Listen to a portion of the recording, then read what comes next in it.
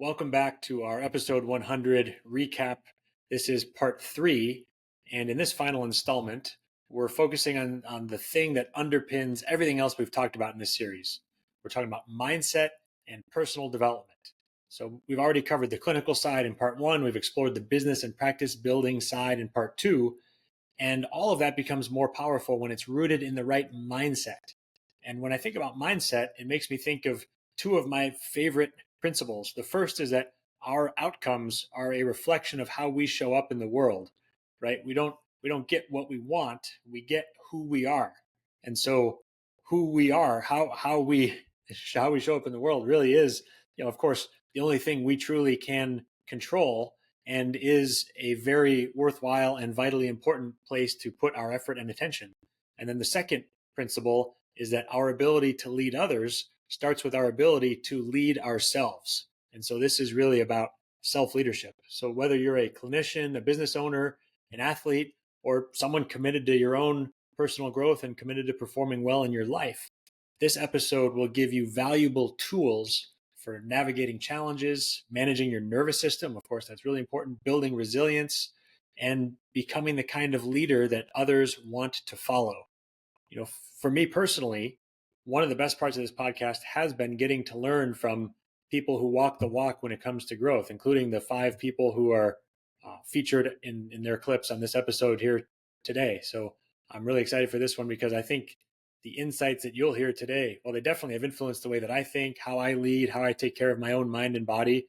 And I think they'll do the same for you. So in these clips, we're going to explore everything from the psychology of belief and self-talk and how we think, to how bodily movement influences the brain. And then we'll get into practices like meditation and mindfulness, and how they're more than just fancy buzzwords, but they're actually tools that can help us all literally rewire our brains. So we'll dive into this journey with our first guest, or our first clip. And this is from back on episode 81, when my guest was Adam Laraway, physical therapist and founder of Focus Physical Therapy, just east of Los Angeles in the Santa Clarita Valley. And in this clip, I started with this because to me, this is a very powerful example of growth mindset, and it's very realistic. It's a real world example where he talks about starting this new business, starting his practice after a career as a clinic director, and how he had this philosophy and he wanted to stay true to it because it was part of his identity. So he had this overarching vision, and then he was flexible on the methods, adopting the growth mindset specifically by being willing and able to accept coaching. And so he talks about his journey starting his practice, and I'm excited for you to hear this clip from Adam Laraway. My ultimate goal was to build a business and trying to be that business mindset. And I think that was one of the hard parts with starting your own practice, especially from scratch, is that, as a partial owner before, I was the director and I ran the clinic and I worked with the personnel. But we were part of a big corporation that did all the behind the scenes stuff. So I didn't know a lot of the business stuff. And so I hired a business coach and kind of talked about, like, if your ultimate goal is building a business, somebody's not going to want to buy your business with your last name. They're going to want to buy something that has, a little bit more generic, I guess, tone to it or whatever. And so, my philosophy has always been to focus on patients. When I do an evaluation with them, I open up, I put my table, my computer off to the side and just, open arms. What can I do to help you? What are we here to focus on? And so I really that kind of stuck with me. I looked at like elite physical therapy, which there was 20 of them, and, all these different, kind of catchy phrases and that type of stuff. But, I just really went kind of back to what my philosophy has been for the last 24 years. And that's to focus on the patient, starting your practice from scratch and just having to learn all the stuff that goes along with that, as a clinic partial owner before, and then being part of a big corporation. They took care of all the behind the scenes stuff, all the billing, all the collecting, all the denials, dealing with insurance contracts and leases and all that type of stuff. So, I wasn't really involved in that aspect of running the clinic. I was really more just, the director, again, minority owner of the clinic, and running the day-to-day, working with the staff, making sure patients are happy, that type of stuff. And so, realizing kind of where my areas of weaknesses were going to be, I reached out to a couple business coaches and interviewed them and kind of, tried to get what I thought was going to be the best philosophy, to help me kind of grow my vision of what I thought I wanted my ideal clinic to be. And so, it was difficult to kind of know that stuff, because there's a lot that goes involved with dealing with insurance companies and all that type of stuff. And so, I hired a coach. His name's Brian Gallagher with Mag Business, who, had run 6 clinics and really kind of knew how to do it. I think he got practice of the year in 2011. And so it was like, okay, this guy knows what we're looking for. And one of the things that he said to me that really, I think, kind of helped me is he says, do you want to be the Walmart of physical therapy, or do you want to be the Nordstrom of physical therapy? And we may need to change those terms to more current, current times. But, he was really right, because one of the other business coaches I had was like, hey, we're just going to throw as little money at this as possible and see if it sticks. And I don't think that's how you really want to start a business. You want to jump in with both feet. You've got this vision, and you really got to put the pieces to the puzzle in play, to get that successful. And so that was really the helpful, was with that coaching, to give me those other aspects of starting a business from scratch, and having it be a success. So in that clip, Adam showed us a specific application of the growth mindset, staying true to his overarching philosophy and vision while being open to coaching and knowing that he can improve, and knowing that, having the confidence to know that he could learn in these areas where he didn't yet have the knowledge and skills. So he was open to learning these different methods and tactics to implement the details in order to execute on that vision. And now in this next clip, we're going to zoom out and look more conceptually at mindset and psychology. And this is from episode 79 with Dr. Cindra Kamphoff, who has her PhD in psychology and specializes in sports psychology. I actually met her in a mastermind group and instantly connected with her over numerous shared interests. She's wonderful. She's based in Minnesota, so she works with the Minnesota Vikings, several universities. She works with athletes from U.S. Olympic track and field. She now works with a lot of business leaders as well. She has a book called Beyond Grit that she mentions in this clip. And I love that book. I really look to it as almost an encyclopedia, or at least a great reference guide of the most powerful techniques in sports psychology. And in this clip, she talks about the concept of grit, which is very important and which she'll define and elaborate on. And then goes on in the next part to talk about thought patterns and the way that we think influences everything, really, all of our behaviors and actions and the outcomes that we get in the world. And then she goes on also, there's another short clip that we're going to share with you where she talks about the concept of self-belief, which I think is another very important piece and a gem from this episode. Here is Cindra Kamphoff. So the book is called Beyond Grit, and practice number 1 is grit. But then these other 9 practices do support our grit. And sometimes people think grit means grind, right? That you keep pushing until you're ready to fall apart. But grit is defined in the research in performance psychology is having passion and purpose for your very long-term goals. And there's a whole host of research led by a woman named Angela Duckworth that shows just by having passion and perseverance towards your long-term goals, what that means, the outcomes are tremendous. It's been described as the number 1 predictor of our success because we're less likely to burn out. We are more resilient. It can lead to higher performance in lots of different ways. You're more likely to graduate from college and high school. Garrett, one of the things that I didn't talk about in this book is we did a study a couple of years ago where we asked professional athletes how they developed their grit. And we wanted to see, what did it take to get to the highest level of their profession? And then how did they grow their grit? And, there are some things that you might expect that they would have said. For example, they said, that their grit came from their mentors and their coaches and their parents, and the support they had, the social support. But there was one finding that I was completely surprised about. And they said their grit came from getting through the most difficult moment in their lives. So they said, for example, a season-ending injury, which for a pro athlete is devastating, their own, parents' divorce, or one person was actually a cancer survivor. And she said it was her cancer that allowed her to develop her grit. And so grit comes from getting through really hard things. And when we can ask ourselves, like I just was talking about, my own college experience, if we can ask ourselves things like, how is this happening for me, not to me? Or how can I grow through this, not just get through it? Or what's the opportunity in this difficulty? We're able to, really experience higher levels of energy and see the situation from a different lens. And so that's one thing that supports our grit, is to be able to see difficulties as, challenges that we can overcome. It's hard to do in the moment. It is. And it reminds me of one of the topics that really struck me in your book, which is this notion that how we think could be the single biggest influence on our life.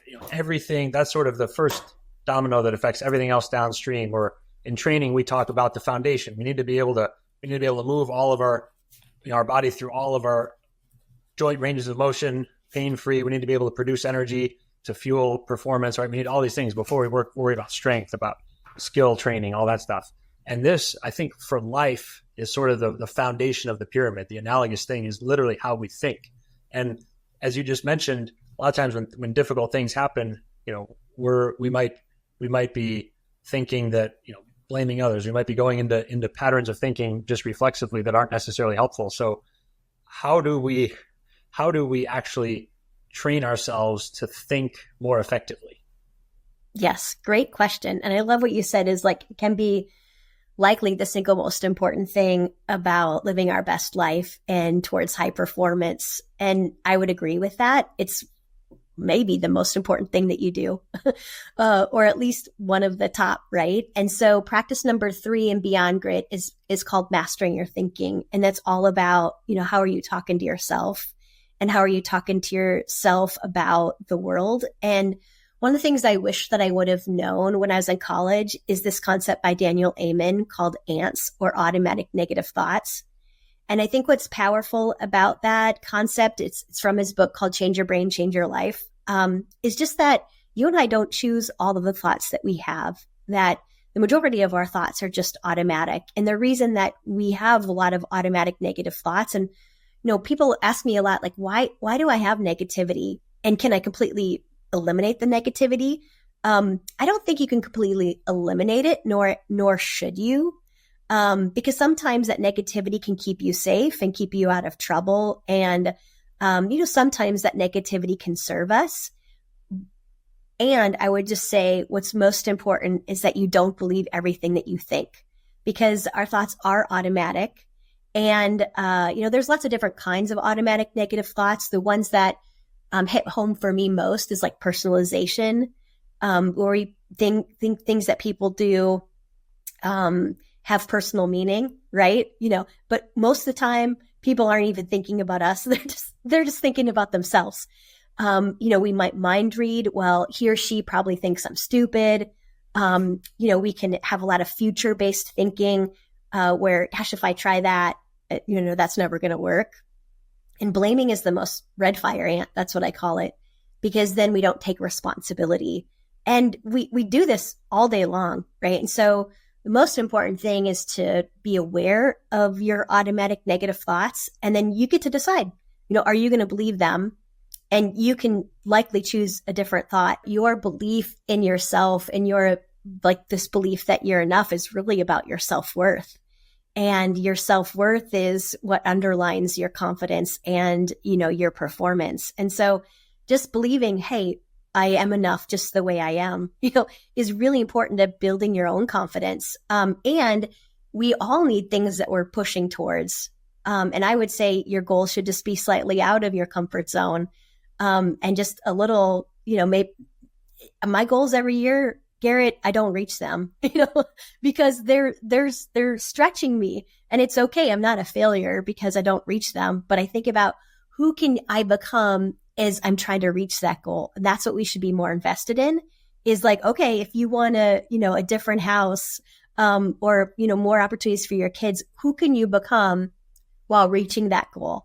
And that's what we should be invested in, is who we can become towards our goals, and less about did we reach that goal or not. Thank you so much for listening to the Undercurrent podcast.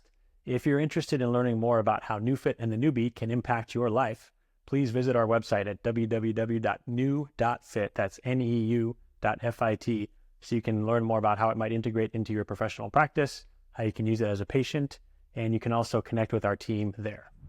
I hope you enjoyed those clips from Cindra Kamphoff. That episode was really one of my favorites. And now that we've established the importance of how we think, we're going to transition to one of my really favorite topics, which is how body movement influences the brain. And especially in following the thread and the theme of this episode, how bodily movement influences how we think. We all know that, the mind and the brain control the body, but we don't often think as much about the profound effect of the body on the mind, how the way that we use our body influences how we feel and our subjective experience of daily life. So this clip is from episode 39 with Aaron Alexander, and he talks about this relationship between body and mind. Aaron is a manual therapist, host of the Align podcast, author of the book, The Align Method. He's also the therapist who used the Newbie with NFL quarterback Aaron Rodgers back when he was recovering from that Achilles tendon surgery. There's some cool content on that. And in this clip, I chose this because I think it's important to remember that taking care of our bodies also helps us take care of our minds. And so it's vitally important for all of us to have some sort of regular physical practice if we want to be able to show up as our best selves. And remember, the way we show up influences the outcomes in our lives. So here's the clip from Aaron Alexander. Yeah. Ellen Langer is a person. I've done a podcast with her on mine. Mine's the Align podcast. It was from 2-3 years ago or something that we recorded.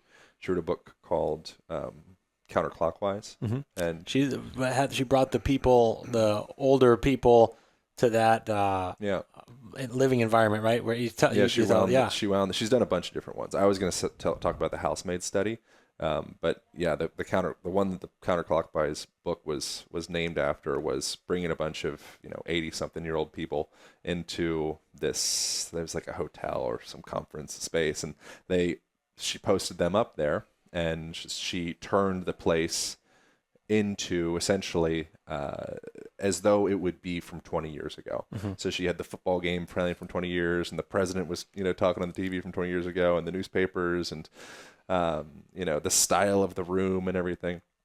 And what they found within that, which I think this is kind of there's a lot of noise in this study, or a lot of variables with it, because I think a big part of it is community. It's just bringing a bunch of potentially neglected people together to be a part of something bigger than themselves, and hang around each other and have play and all of that. So I think that was a major constituent in the whole thing. But regardless, what they found was that suddenly their fingers would get longer, and osteoarthritis would start to diminish, and their vision would become better, and wow, they literally wound the clock back based off of this story, of this diorama of a world that they put themselves into. So that's pretty cool.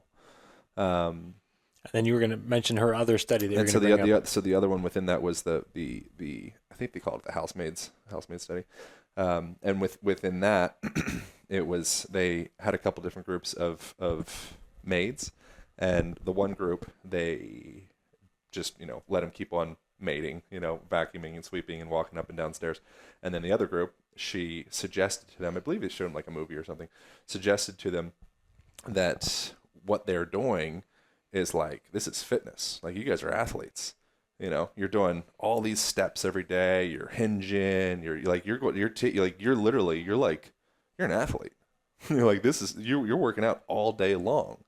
And what they found with that, just changing the narrative of the people's perception of the way that they navigated being in their bodies throughout the day, the story that they were running, suddenly they burn more calories and they burn more fat. And, you can see this objective change based off of their subjective experience.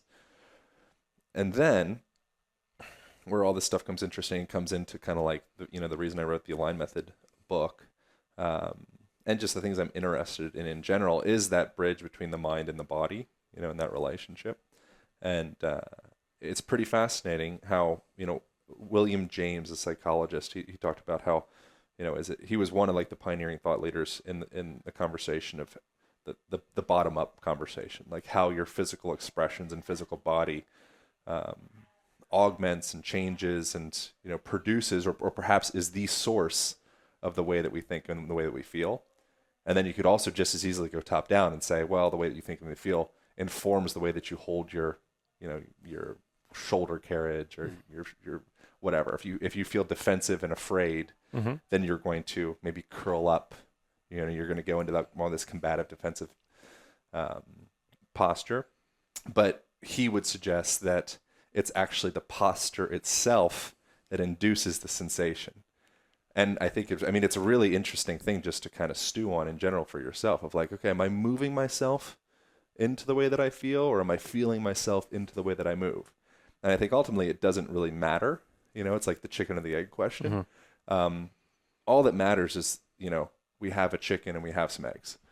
Like which came first? Like it's kind of just minutia. And we have all of these toggles, as a human being, that we have access to pulling on to change the way that we think, to change the way that we feel, to change the way that we produce ourselves, at a cellular level and a hormonal level and all the different levels. It's like we're like a theme park of physiological toggles. We just haven't really been given the guidance on how to start to pull those guys. So one of them would be postural patterns. Another would be breathing patterns. Another would be maybe visual patterns, the way that you're using your eyes throughout the day. So it's an interesting kind of like onboarding to kind of more of a structural conversation of like, interesting, like our body does inform this physical experience. I hope you enjoyed some of those examples as much as I did. And to me, they really help underscore the profound relationship here between body and mind, and how it is truly a two-way street. So now we're going to transition to our next clip. This is from episode 74 with my good friend Wesley Kress. And Wesley is originally a practitioner of Chinese medicine and acupuncture. His practice was one of the first 5 practices in the whole world to start using the newbie. So you've gotten to know him for a long time, and he truly is, one of these people who practices what he preaches, who walks the walk. And in this clip, we go even deeper on this topic of how the mind and psychology affect the body, and of course, how working with the body affects the mind. And here he's also getting into the topic of meditation and the amazing benefits of meditation, which of course, as you can guess by now, is a type of mind training that can also have a profound effect on the body and on the overall nervous system. So here is a clip from my conversation with Wesley Kress back on episode 74. It's more to do with the nature of how it's impacting our physiology. And our physiology has a greater impact on our psychology. That's why exercise is one of the most powerful things as it relates to mental health. Like, of course, you and I, you could have a problem, right? And you could come to me and say, okay, X, Y, and Z is going on in my life. And I could talk to you and help you sort of like create a new story, a reframing, or I could have you actually get active and move. And the latter is going to actually have a greater impact on the nature of your ability to process, because these systems aren't separate. Your physiology impacts your psychology in the same way your psychology impacts your physiology. It just so happens that your physiology has a greater impact on your psychology than vice versa. I mean, a toxic psychology over time will have a great impact on the physiology. It just takes time, because thoughts are essentially proteins, but they are sort of less energy behind them. You could say that they are less impactful in terms of the nature of the energy equation. And so when you look at the side of the equation of meditation as it relates to the parasympathetic, you if you type in meditation and mitochondria, you'll see study after study show that the mitochondria gene expression, which they have their own DNA gene expression, changes as a result of meditation.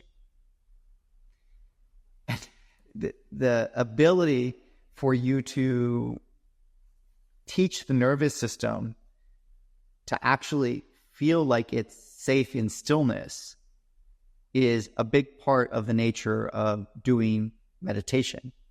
Because most trauma or people who are overstimulated is that they are only feeling safe based on the relative experience of what they've experienced up to this point. Meaning, why does someone stay in an abusive relationship? Is because they've survived that same abusive relationship time and time again. And because the nervous system and the mind says, we've survived it, this has to be safer than us trying something brand new, which we don't know if we'll die. Because it doesn't have any sort of predictable model of that. And so it moves in the path of least resistance. And this is why people stay in very disease and chronic sickness as they do in toxic relationships, is because it always moves in the path of least resistance. And so when you're in meditation, a big part of meditation is to essentially let go of the contractions in the body and the mind. And as you do, not only do you free up the demand side, because for every contraction in the body or resistance, it requires a lot of energy to repair those things, but you are actually improving the supply side because mitochondria are now actually having energy increase as a result of feeling safe. But psychologically, there is a polarity shift that takes place. And that inflection point is a little bit different. So if you first sit down for meditation, the way most people do it is, if I were to give an analogy, is that you're playing a high school football game and you're in the finals and you decide to go pull someone out of the stands to go in as quarterback and they have no skills, right? They haven't practiced, they haven't done that. That's when people meditate. You know, they're sort of going through all this chaos in their life. They have all these emotional reactions, and then they're meditating. Like, how effective is it to derive a skill that you do not have? Meaning you're teaching your nervous system how to be still in that chaos. That's why I always say you can't create sort of heaven in hell. You have to step into heaven, and then you can step back into hell, meaning chaos, and still be in heaven. So the nature of and heaven being sort of like stability and the ability to sort of feel stillness and safety. And so the difference here is that if someone is to practice meditation, and sometimes it requires longer term meditation to get to that polarity shift, then they will actually move to a state where they have an inflection point. And that inflection point is where the nature of the nervous system now feels safer in stillness than it does in chaos. I hope you enjoyed that clip with Wesley. And for the final clip of this recap episode, we're going to stick to the topic of meditation as we go back to episode 70 with Dr. Shauna Shapiro. She's another PhD in psychology, and she is a world-renowned expert on mindfulness. I got to hear her speak at an event and have used the newbie with her several times. And I've just been so impressed by her and her work. She has a fabulous book called Rewire Your Mind, which I highly recommend. And in this clip, there's actually a couple of them. First one, she talks about mindfulness and meditation so we can get clear on what they really mean. And then we'll transition to another clip where she talks about neuroplasticity. Of course, we often talk about neuroplasticity at NeuFit in the context of movement and pain and restoring function. And she applies it to the way that our minds work and the way that we think. So I think it's a very powerful way to connect the dots here. And I'm excited to share this clip from my conversation with Dr. Shauna Shapiro. Mindfulness has become so popular that it's we've kind of lost the understanding of what it truly means. So first, mindfulness and meditation are different. Meditation is really the exercise that you do to cultivate mindfulness. mindfulness is just a way of being, a way of listening and talking to each other, a way of eating and walking. It's just a way of being present. So I like to define mindfulness by including 3 key elements. So the first one we just talked about, this is being present, and I call this attention, right? Your ability to focus your attention in the present moment.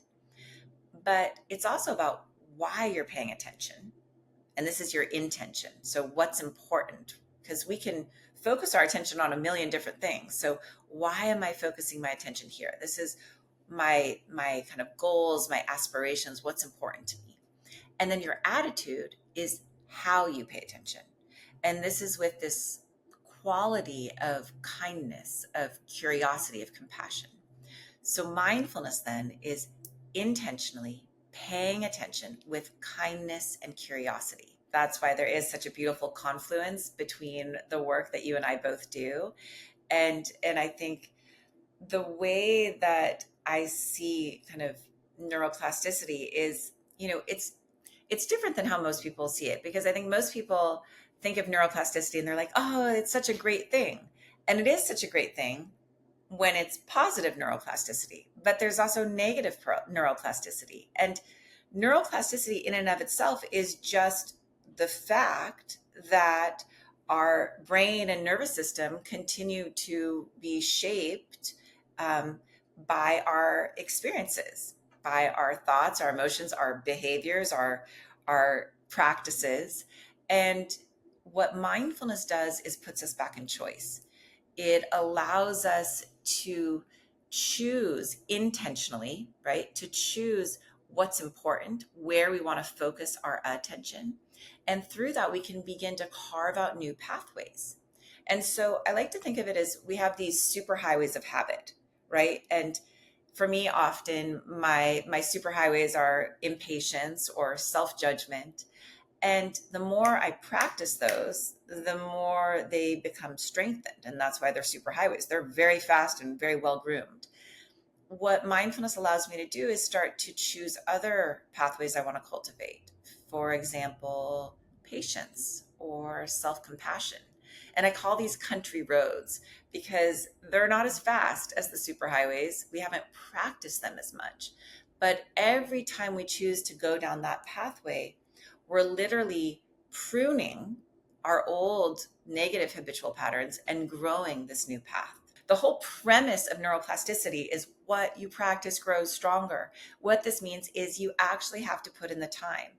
And so here's what I'm going to say to people listening that maybe feel a touch of inspiration, that new research, this was from my colleague at Stanford, Dr. Andrew Huberman, shows that you only need to practice 5 minutes a day, 5 days a week.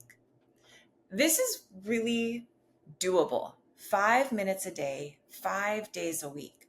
And so what I invite people to do is to try this, just 25 minutes of your entire week. It's not a lot of time. And to try practicing either first thing in the morning or right before bed. And the reason I'm so specific about that is my colleague Alyssa Eppel at UC San Francisco found that your mood in the morning and your mood in the evening are the best predictors of your health.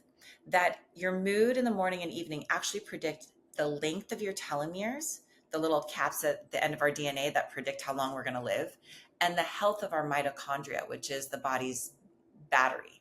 So these bookends of your day are very, very important, and they're a powerful time to practice. I hope you enjoyed that last clip as much as I did.